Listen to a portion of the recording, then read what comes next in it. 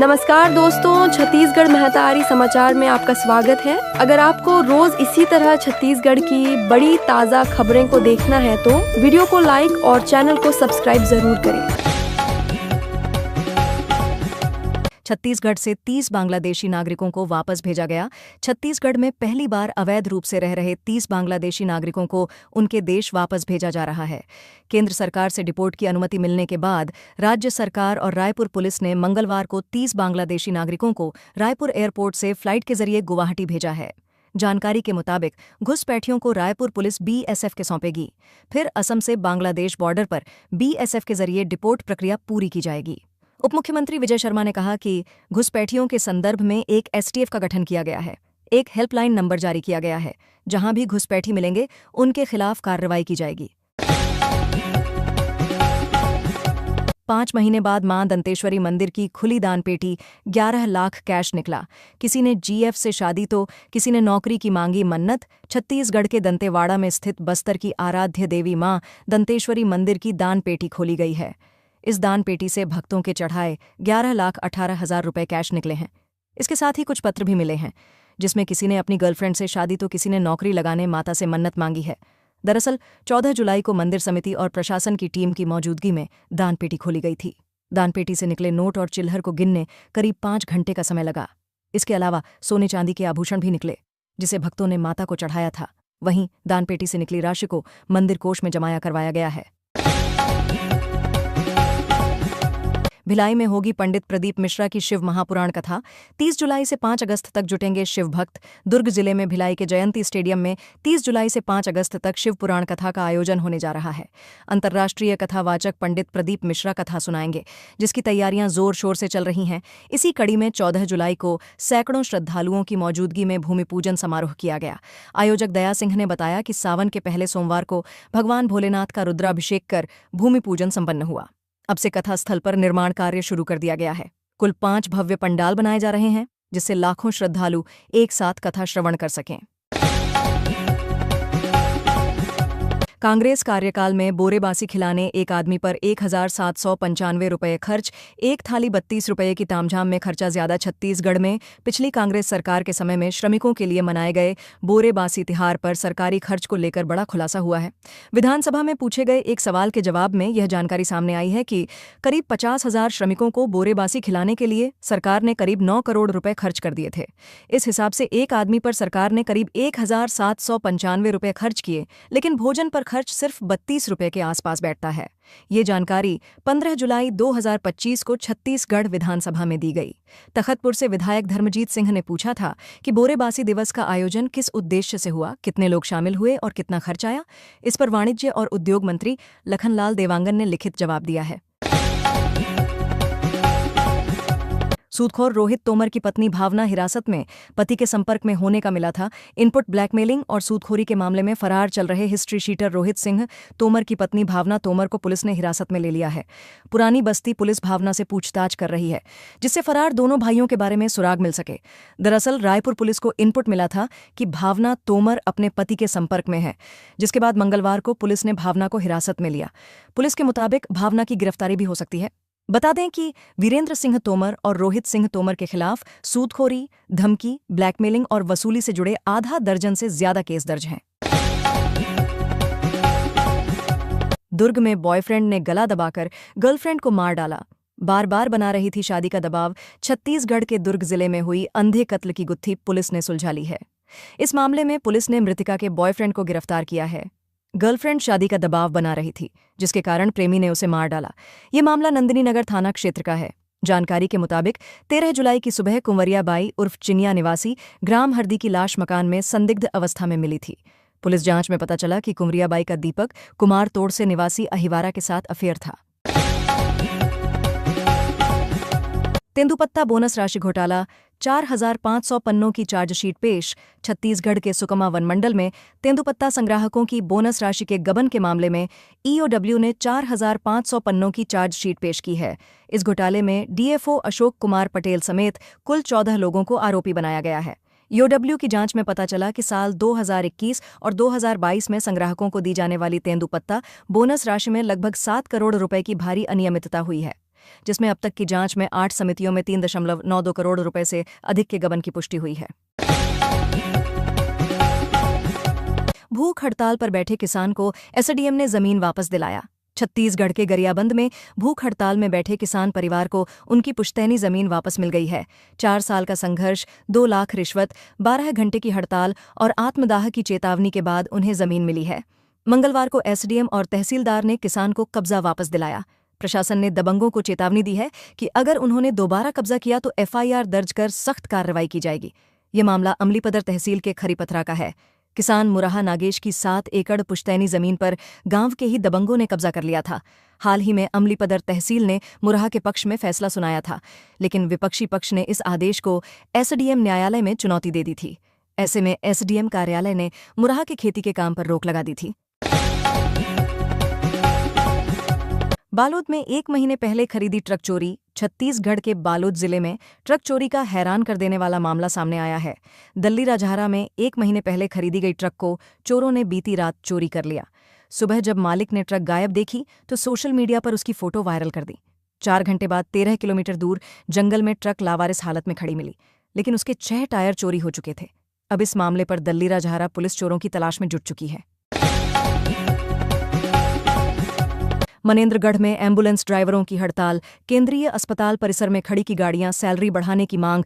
छत्तीसगढ़ के मनेंद्रगढ़, चिरमिरी, भरतपुर जिले में एसईसीएल हसदेव क्षेत्र के सभी एम्बुलेंस ड्राइवर हड़ताल पर हैं।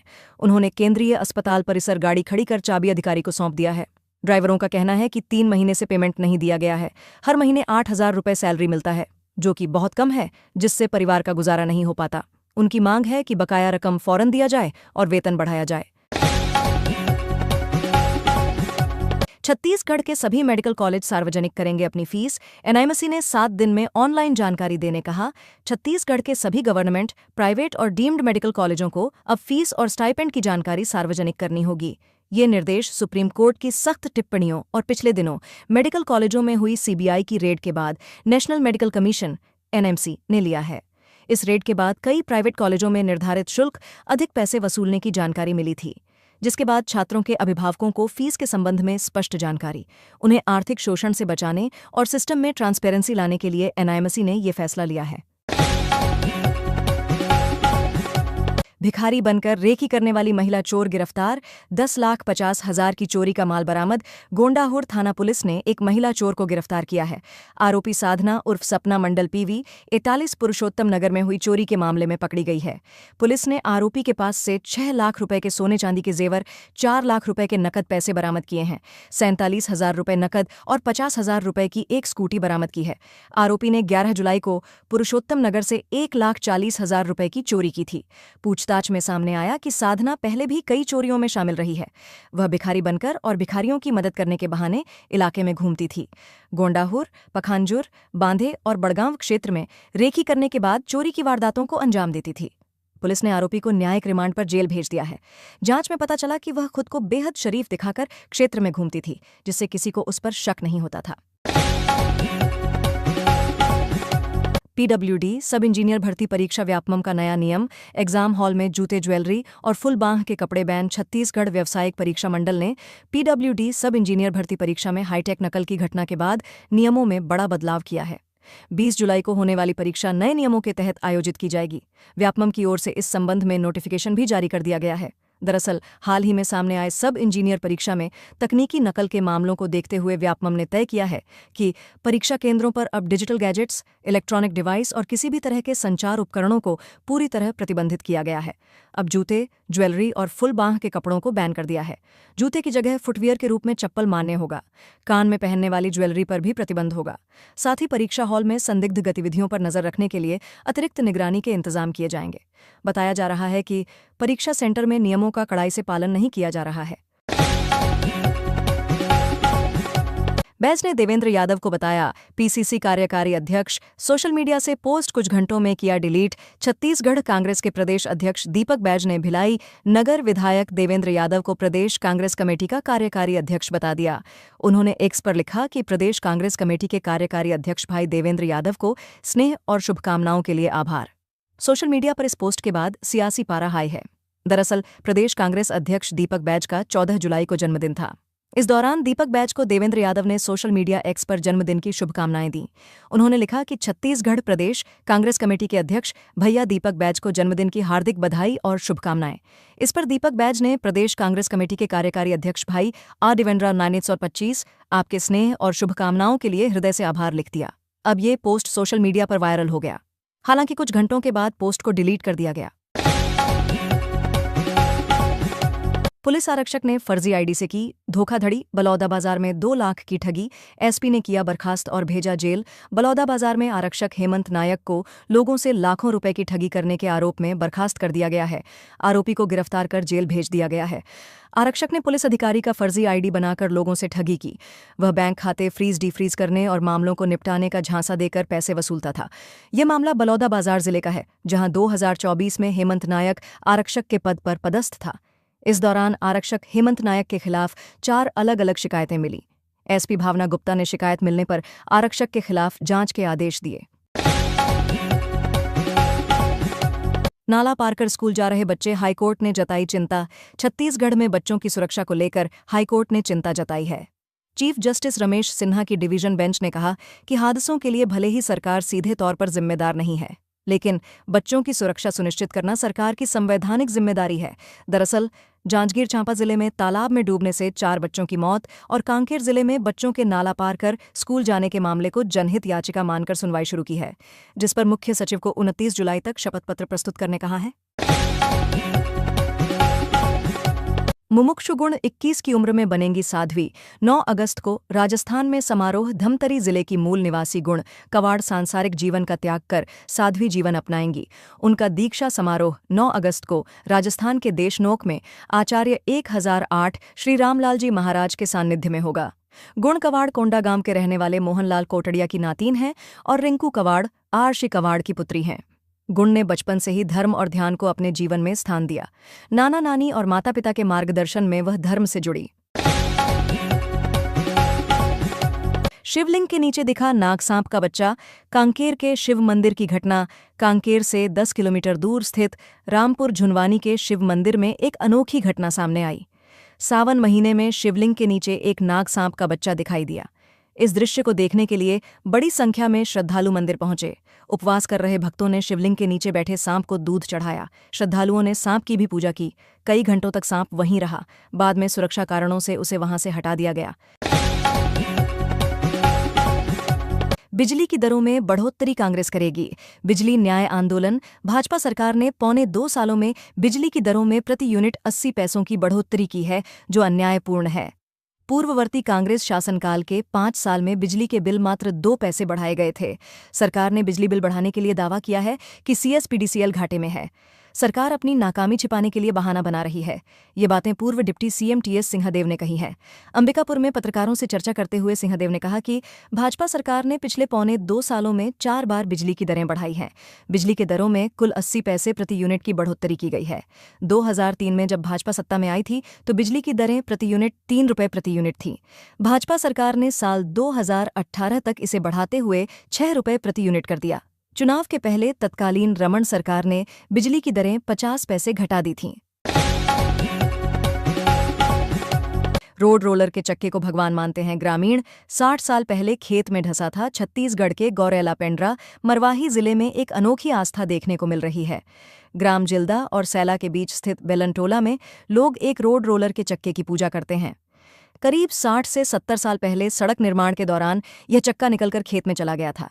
निर्माण कंपनी के कर्मचारियों ने इसे निकालने की कई कोशिशें की, लेकिन चक्का और अधिक धंसता गया। इसके बाद ग्रामीणों ने इसे चमत्कार मान लिया। स्थानीय लोगों का कहना है कि पूजा पाठ के बाद जब चक्के को हटाने की कोशिश की गई तो यह हिलने लगा। इस घटना के बाद से लोगों की आस्था जुड़ गई। अब दूर दूर से लोग यहाँ पूजा करने आते हैं। ब्लैकमेल कर 20,000 रुपए मांगने वाले 3 आरोपी गिरफ्तार। जांजगीर चांपा पुलिस ने ब्लैकमेलिंग के मामले में 2 युवतियों समेत 3 आरोपियों को गिरफ्तार किया है। आरोपी एक 18 वर्षीय युवक को उसकी फोटो वीडियो वायरल करने की धमकी देकर 20,000 रुपए की मांग कर रहे थे। मामला चांपा थाना क्षेत्र का है। मार्च 2024 में सोशल मीडिया के जरिए पीड़ित युवक की एक युवती से पहचान हुई। युवती ने बातचीत के दौरान उसे वीडियो कॉल पर फोटो भेजने को कहा। इसके बाद युवती की सहेली ने इन फोटो वीडियो का इस्तेमाल कर युवक को ब्लैकमेल करना शुरू किया। रायगढ़ में आत्मानंद स्कूल के बच्चों को नहीं मिली किताबें। पुरानी पुस्तकों से पढ़ रहे छत्तीसगढ़ के रायगढ़ में आत्मानंद स्कूल में पढ़ने वाले बच्चों को अब तक पुस्तकें नहीं मिली हैं, जिससे उनकी पढ़ाई प्रभावित हो रही है। शिक्षक पुराने सिलेबस से बच्चों को पढ़ा रहे हैं। अब तक स्कूल खुले 1 महीने हो गए हैं। दरअसल शासन की योजना के तहत आत्मानंद स्कूल के इंग्लिश और हिंदी मीडियम के प्राइमरी मिडिल कक्षा के बच्चों को निःशुल्क पुस्तकें दी जाती हैं। पुस्तकें स्कूल से बच्चों को मिलती हैं, लेकिन नए शिक्षा सत्र में अभी तक किताबें नहीं मिली हैं। ऐसे में बच्चों को पुरानी पुस्तकों से पढ़ाया जा रहा है या फिर हर दिन पुराने बुक से रीडिंग कराया जा रहा है।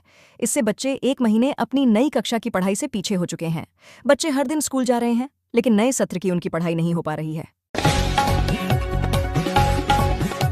11 महीने से फरार गौ तस्कर झारखंड से गिरफ्तार। छत्तीसगढ़ की जशपुर पुलिस ने अंतर्राज्यीय गौ तस्कर मंसूर खान को झारखंड से गिरफ्तार किया है। ऑपरेशन शंखनाद के तहत सोमवार शाम उसे गुमला जिले के बरगीडांड से अरेस्ट किया है। आरोपी मंसूर पिछले 11 महीने से फरार चल रहा था। पिछले साल 7 अगस्त को लोदाम थाना क्षेत्र के साइंटांगर टोली में पुलिस को गौ तस्करी की सूचना मिली थी। इसके बाद पुलिस टीम ने ड्रोन से निगरानी कर 10 आरोपियों को पकड़ा था। इस कार्रवाई में 32 गोवंश, 9 पिकअप, 4 कार और 5 बाइक जब्त की गई थी। कांकेर में बिना मान्यता के चल रहे 3 प्राइवेट स्कूल। कांकेर जिले में 3 प्राइवेट स्कूल बिना मान्यता के संचालित हो रहे हैं। हाईकोर्ट ने स्पष्ट आदेश दिया है कि प्रदेश में बिना मान्यता के स्कूल नहीं चल सकते। लखनपुरी में एक स्कूल के खिलाफ सरकारी शिक्षकों ने खंड शिक्षा अधिकारी से शिकायत की है। जिला शिक्षा अधिकारी ने कही कार्रवाई की बात। जिला शिक्षा अधिकारी अशोक कुमार पटेल का कहना है कि उन्होंने इस स्कूल को कोई परमिशन नहीं दी है। वे स्कूल के खिलाफ कार्रवाई कर बंद करवाएंगे। हालांकि स्कूल संचालक का दावा है कि उन्हें अस्थायी तौर पर स्कूल चलाने की परमिशन मिली है। महिला को सम्मोहित कर गहने लेकर भागे युवक। दुर्ग में चोरी मारपीट लूट की वारदात। 6 से 7 मकानों में घुसे चोर। भाई ने भाई को तलवार से मारा। दुर्ग जिले में 14 जुलाई को चोरी, लूट, मारपीट के अलग अलग मामले सामने आए हैं। पहले मामले में सदर बाजार क्षेत्र में एक बुजुर्ग महिला को सम्मोहित कर अज्ञात युवकों ने उनके गहने लूट लिए। महिला मंदिर से दर्शन कर लौट रही थी, तभी बाइक सवार 4 युवकों ने उसे गहनों को सुरक्षित लिफाफे में रखने की बात कही। महिला उनकी बातों में आकर अपने दोनों हाथों से सोने के 4 कंगन उतारकर दिए गए लिफाफे में रखकर उन्हें सौंप दी। आरोपी महिला को कागज में नकली कंगन लौटाए और असली गहने लेकर भाग गए। मामला सिटी कोतवाली थाना क्षेत्र का है। दूसरे मामले में पाटन ब्लॉक में अमलेश्वर थाना क्षेत्र के झीठ गांव में दादा को मिलने वाले पेंशन को लेकर कजिन भाइयों में खूनी हिंसा हो गई। बीच बाजार में एक भाई ने तलवार से दूसरे भाई को गंभीर घायल कर दिया। पीड़ित का इलाज जारी है। आरोपी की तलाश पुलिस कर रही है। तीसरे मामले में जामुल थाना क्षेत्र के एसईसी कॉलोनी में करीब 6 से 7 आवासों में एक साथ चोरी हुई है। इन सभी घरों में रहने वाले कर्मचारी छुट्टियों में अपने गृहग्राम गए हुए थे, तभी अज्ञात चोरों ने वारदात की। चौथे मामले में 14 बाइक की चोरी करने वाले देवार गिरोह के 5 आरोपियों को पुलिस ने पकड़ा है। आरोपी शराब भट्टी के पास मोटरसाइकिल बेचने की फिराक में घूम रहे थे, तभी पुलिस ने गिरफ्तार कर लिया। बैरिकेडिंग तोड़ मंत्री बंगला घेरने पहुंचे एनएसयूआई कार्यकर्ता। रायपुर मेडिकल कॉलेज के हॉस्टल में पानी बिजली नहीं, बेहतर सुविधा की मांग। रायपुर के पंडित जवाहरलाल नेहरू मेडिकल कॉलेज के छात्रों को हॉस्टल की मूलभूत सुविधाओं की कमी के चलते लगातार परेशानी का सामना करना पड़ रहा है। इस मुद्दे को लेकर NSUI national students union of India ने छत्तीसगढ़ के स्वास्थ्य मंत्री श्याम बिहारी जायसवाल के निवास का घेराव किया। 15 जुलाई को प्रदर्शन के दौरान बड़ी संख्या में पुलिस बल की मौजूदगी रही। कार्यकर्ताओं ने मंत्री के खिलाफ जमकर नारेबाजी की और बैरिकेडिंग हटाकर मंत्री बंगले तक पहुंचने की कोशिश की। प्रदर्शनकारियों ने हॉस्टल में मूलभूत सुविधा उपलब्ध कराने की मांग की है। Breaking news. Shakti gangrape case में भारतीय जनता युवा मोर्चा के तत्कालीन जिला मंत्री संजय कश्यप और 2 अन्य को बरी कर दिया है। इस मामले में निचली अदालत ने तीनों को दोषी ठहराते हुए उन्हें उम्र कैद की सजा सुनाई थी। ये मामला बीते 11 वर्षों से न्यायिक प्रक्रिया में लंबित था। ये मामला 2 फरवरी 2014 का है। शक्ति थाना क्षेत्र की एक महिला ने पुलिस में शिकायत दर्ज कराते हुए आरोप लगाया था कि रात लगभग 11 बजे संजय कश्यप, लाखन नामदेव और रमेश साहू जबरन उसके घर में घुस आए। उस समय महिला का पति घर पर मौजूद नहीं था। शिकायत के अनुसार तीनों ने महिला के साथ गैंगरेप किया और फरार हो गए। Breaking news. दुर्ग में होटल कारोबारी विजय अग्रवाल के बंगले पर ईडी रेड। छत्तीसगढ़ में प्रवर्तन निदेशालय ईडी की कार्रवाई लगातार जारी है। मंगलवार सुबह ईडी की टीम ने दुर्ग जिले के दीपक नगर स्थित होटल कारोबारी विजय अग्रवाल के बंगले पर छापा मारा है। विजय अग्रवाल सागर होटल के मालिक हैं और दुर्ग भिलाई क्षेत्र के बड़े कारोबारी माने जाते हैं। मंगलवार सुबह 6 बजे 2 गाड़ियों में सवार ईडी अधिकारियों की टीम विजय अग्रवाल के घर पहुंची। कार्रवाई के दौरान सीआरपीएफ के जवानों को सुरक्षा व्यवस्था के लिए साथ लाया गया है। बंगले के अंदर ईडी अधिकारी दस्तावेजों और डिजिटल रिकॉर्ड की जांच पड़ताल कर रहे हैं। वहीं चिरमिरी में दूसरे दिन भी आईटी रेड की कार्रवाई जारी है। मनेन्द्रगढ़ की कार्रवाई खत्म हो गई है। एसईसीएल कर्मचारियों के फर्जी दस्तावेज के सहारे आयकर रिफंड दिलवाने के मामले में टीम ने 14 जुलाई को रेड मारी थी। कर सलाहकार मनीष उर्फ महेंद्र गुप्ता की मुश्किलें बढ़ती जा रही हैं। आज भी आईटी विभाग के अधिकारी वहीं मौजूद है। बिलासपुर में बिजली विभाग ने काटे 2 हरे भरे पेड़। बिलासपुर में बिजली विभाग के कर्मचारियों ने पेड़ों की टहनियों की छटाई के बहाने एक नए कॉम्प्लेक्स के सामने मौजूद 2 पेड़ों को काट डाला। कर्मचारियों ने इन पेड़ों को काटने के लिए संबंधित विभाग से अनुमति भी नहीं ली थी। जब स्थानीय लोगों ने विरोध किया तब कर्मचारी पेड़ की छटाई करने का बहाना बनाने लगे। इस मामले की शिकायत एसडीएम मनीष साहू से की गई है। मामला सरकंडा क्षेत्र का है। दरअसल सरकंडा के सीपत रोड पर विजय चश्मा संसार के संचालक द्वारा कॉम्प्लेक्स का निर्माण किया जा रहा है, जहां पर मेन रोड पर 2 पेड़ लगे थे। साथ ही कॉम्प्लेक्स के सामने एक बिजली खंभा भी है। कॉम्प्लेक्स के सामने एक खंभे को हटाने के लिए उन्होंने बिजली विभाग में आवेदन दिया है। साथ ही खंभे के पास ही लगे 2 पेड़ों की छटाई के लिए भी आवेदन दिया है।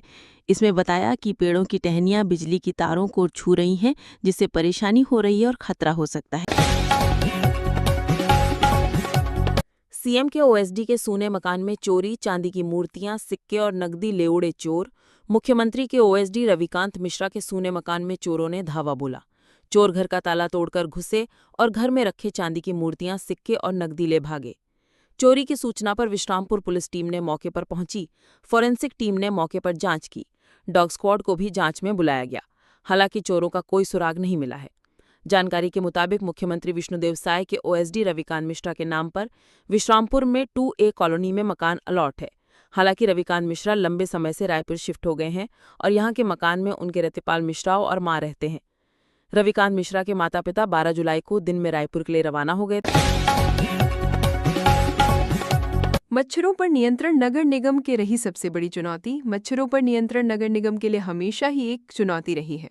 सालों से इसकी जिम्मेदारी नगर निगम के जोन पर है। जोन से ही मच्छरों पर नियंत्रण के लिए केमिकल का छिड़काव और फॉगिंग अभियान चलाया जा रहा है।